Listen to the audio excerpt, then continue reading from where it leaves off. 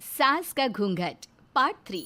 अब तक हमने देखा कि देविका की हालत बहुत नाजुक है, लेकिन घर के आदमी उसे डॉक्टर के पास नहीं जाने दे रहे हैं और जोगिंदर ने घर के मेन गेट पर बहुत बड़ा ताला लगा दिया है।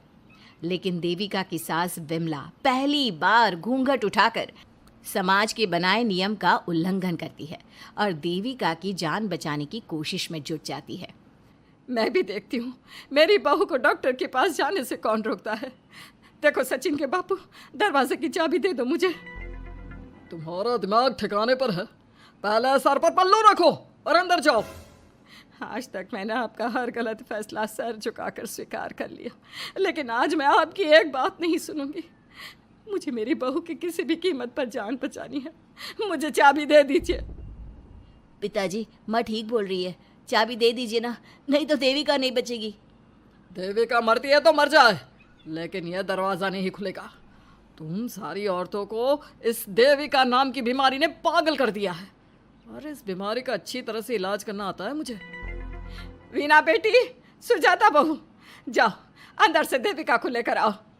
विमला ये बोलकर अपने पति के हाथ से चाबी छीन लेती है। तभी महेंद्र विमला का हाथ पकड़कर चाबी विमला से छीन लेता है। भाभी, घर के मर्दों से टक्कर लेकर आप अच्छा नहीं कर रही हो। ये इस घर के संस्कार नहीं है। महेंद्र की बात सुनकर कम्मू अपने पति के हाथ से चाबी छीनकर कहती है, इस घर के संस्कार क्या है हम अच्छी तरह से जान गए हैं। आज इस घर का दरवाज़ा खुलकर रहेगा और देविका डॉक्टर के पास जाकर रहेगी। भाभी, ये लो दरवाज़ा खोलो।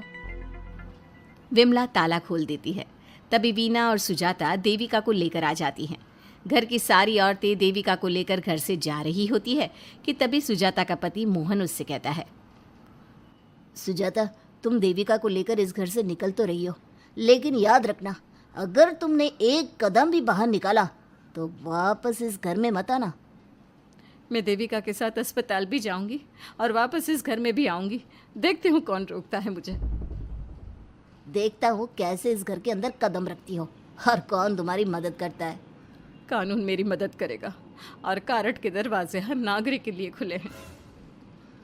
मोहन को अपनी पत्नी से इस तरह बात करता देख कल्याण वीना से कहता है, वीना, तुमने देविका का साथ देकर अच्छा नहीं किया। अगर तुम अभी भी इसके साथ गई तो अपना और मेरा रिश्ता खत्म समझना। मुझे कोई फर्क नहीं पड़ता। तुमने आज तक किया ही क्या है मेरे लिए? तुम खुद घर जमाई बनकर मेरे घर में रह रहे हो। कभी 100 रुपये की साड़ी दिलाई है मुझे? मेरे आने से पहले मेरा घर छोड़कर निकल जाना, समझे? ये बोलकर वीना और घर की सभी औरतें देविका को अपने साथ अस्पताल ले जाती है। वहाँ जाने के बाद डॉक्टर जल्दी से देविका का चेकअप करता है।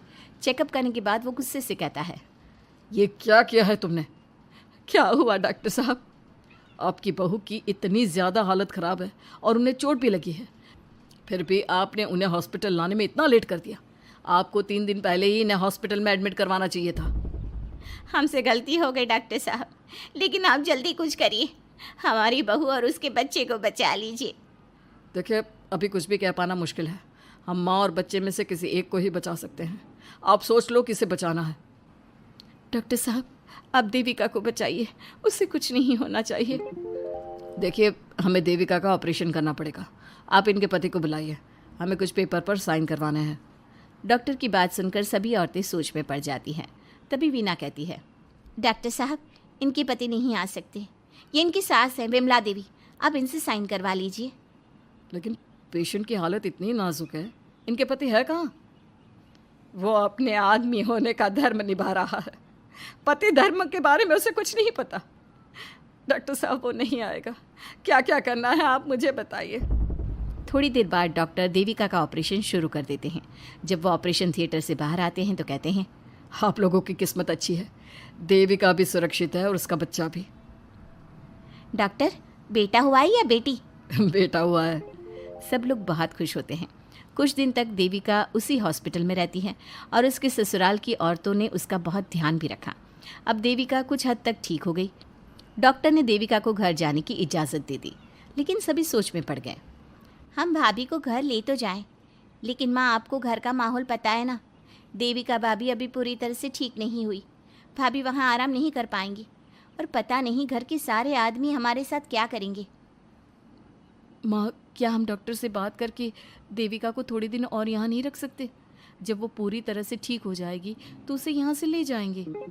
ये बात सुनकर विमला सोच में पड़ जाती है। तभी कम्मो कहती है, तुम दोनों ठीक कह रही हो, मैं अभी डॉक्टर से बात कर लेती हूँ। कम्मो डॉक्टर से बात कर लेती है और देविका कुछ दिन में बिल्कुल ठीक हो जाती है। देविका अपने बच्चे को गोद में लिए बाकी औरतों के साथ अपनी ससुराल जाती है, लेकिन घर के सभी आदमी उन्हें दरवाजे पर ही रोक देते हैं। खबरदार, तुम में से कोई भी औरत अगर घर के भीतर घुसी, अगर तुम घर में कदम रखोगी तो घर अपवित्र हो जाएगा। घर हमारे कदम रखने से अपवित्र नहीं होगा, बल्कि आपकी गंदी सोच की वजह से घर क्या, अरे पूरा समाज अपवित्र हो रहा है। सुजाता, मैंने मना किया था ना घर से बाहर जाने के लिए। अब एक काम कर, जैसे यहाँ आई है वैसे ही यहाँ से सीधा अपने मायके लौट जा। क्यों जी, क्यों चली जाऊँ मैं अपने मायके? मैं जब तक चाहूँ यहाँ रह सकती हूँ। अगर आपने मुझे इस घर में आने से रोका तो मैं आपकी पुलिस में शिकायत कर दूँगी। वीना, इन सब की तरह तुम्हारा भी दिमाग खराब हो गया है। अब मैं तुम्हें बिल्कुल बर्दाश्त नहीं करूँगा। तुम्हें ऐसी सज़ा दूंगा कि तुम याद रखोगी। सज़ा बाद में देना, पहले मेरे घर से बाहर निकलो। खुद पूरी जिंदगी में एक घर नहीं खरीद पाए और मुझे सबक सिखाने की बात बोल रहे हो। देखो वीना, तुम इस घर की बेटी ज़रूर हो, लेकिन कल्याण इस घर में ही रहेगा। उसने बहुत कुछ किया है इस घर के लिए, लेकिन तुम अब यहाँ नहीं रह सकती। क्यों नहीं रह सकती? इस घर पर मेरा उतना ही हक है जितना सचिन का। देश के कानून ने मुझे ये हक दिया है। अगर मैं चाहूँ तो कोर्ट का सहारा लेकर इस जायदाद का आधा हिस्सा ले सकती हूँ। और हाँ कल्याण, तुमसे तलाक भी ले सकती हूँ। वीना, देविका के साथ रह रहकर तुम्हारा दिमाग भी खराब हो गया है। और कम्मो, मैंने तुमसे कितना मना किया, घर से बाहर मत जाओ, देविका की मदद मत करो, लेकिन तुमने मेरी एक नहीं सुनी। अब तुम इस घर से और मेरी ज़िंदगी से चली जाओ। ये कदम उठाकर तुमने बिल्कुल अच्छा नहीं किया। ये कदम तो मुझे उस समय उठाना चाहिए था जब मैं माँ बनने वाली थी। आपके झूठे अहंकार और गलत नियमों की वजह से मैंने अपने दो बच्चे खो दिए। अगर उस समय मैं दाई अम्मा से इलाज ना कराती और हॉस्पिटल चली जाती तो सचिन के बराबर मेरे भी 2 बेटे होते। सभी पति इस बात पर अड़े हुए थे कि वो अपनी अपनी पत्नियों को घर के अंदर नहीं आने देंगे। देविका बहुत देर तक सबकी बातें सुनती रही। फिर उसने अपने पति से कहा, सचिन, तुम्हारे घर के आदमियों की बात तो मैंने सुन ली। अब तुम बताओ, तुम्हारा क्या फैसला है? देविका, मुझे माफ़ कर दो। मैं तुम्हारे लिए कुछ नहीं कर सकता। मैं मजबूर हूँ। मुझे पता था सचिन, तुम्हारा यही जवाब होगा।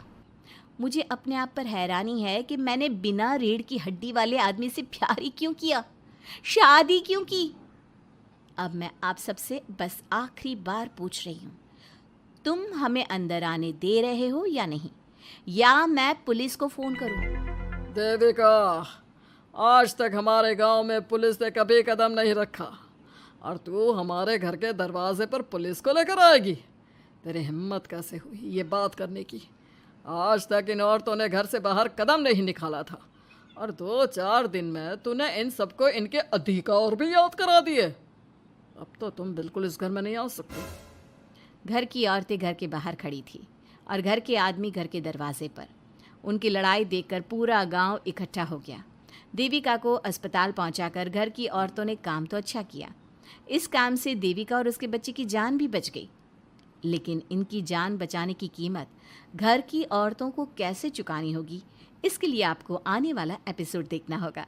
और हमारे प्यारे दर्शकों, हमें कमेंट करके ज़रूर बताइए कि देविका के साथ बाकी औरतों को क्या करना चाहिए।